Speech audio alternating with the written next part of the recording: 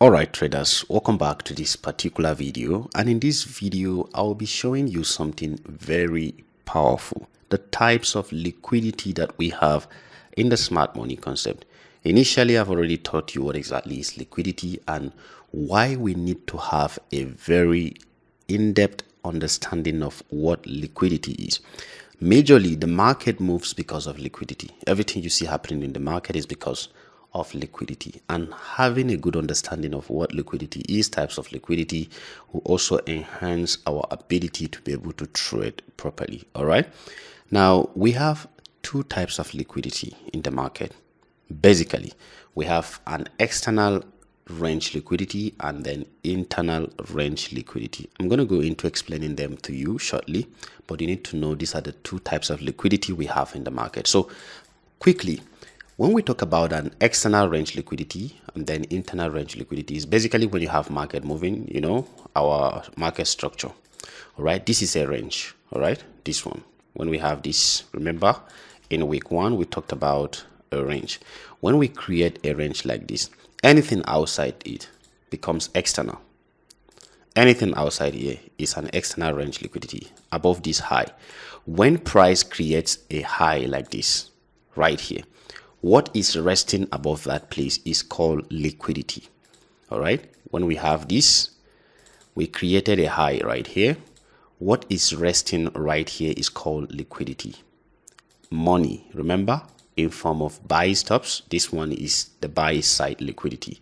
So we have a buy stop in form of people stop losses, pending orders. All right, so this one, it is outside the range, so we call it an external range liquidity, mostly above an old high or below an old low. When we create a low like this, retracing, what is resting right here below here is called liquidity. It is simply money. All right, so right here is an external range liquidity. So if price is going outside to grab it, we are going to take external range liquidity, external liquidity, and then it brings us to an internal liquidity. Internal liquidity is mostly located where there is a point of interest. In this week, I will show you what exactly is point of interest. It's basically where price is trying to reach to. So it is in form of this place. You can find an order block. You can find a fair value gap where the internal range liquidity is resting. All right.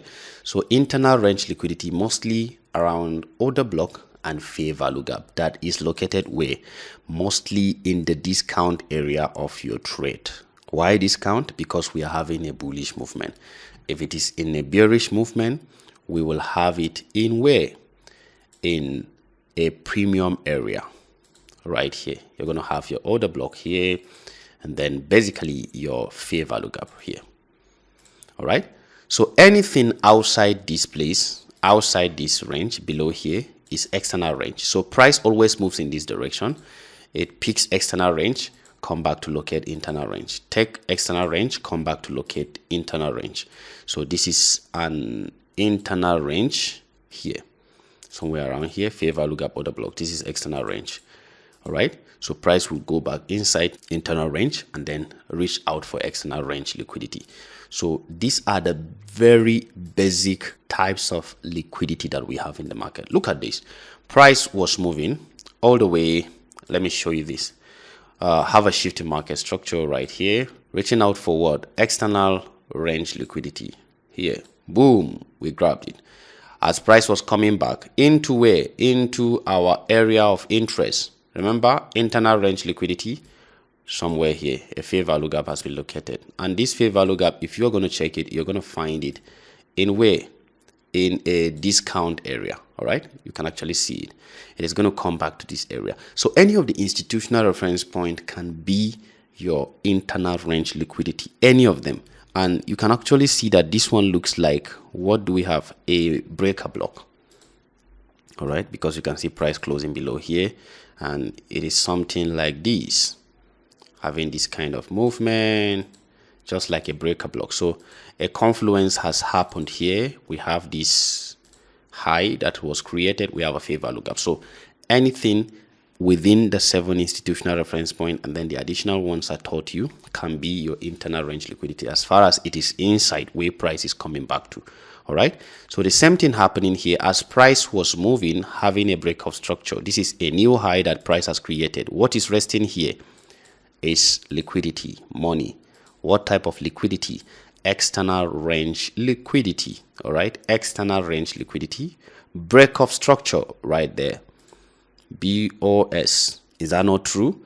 And even this place, external range liquidity, price has broken outside external range liquidity, breakout structure right here.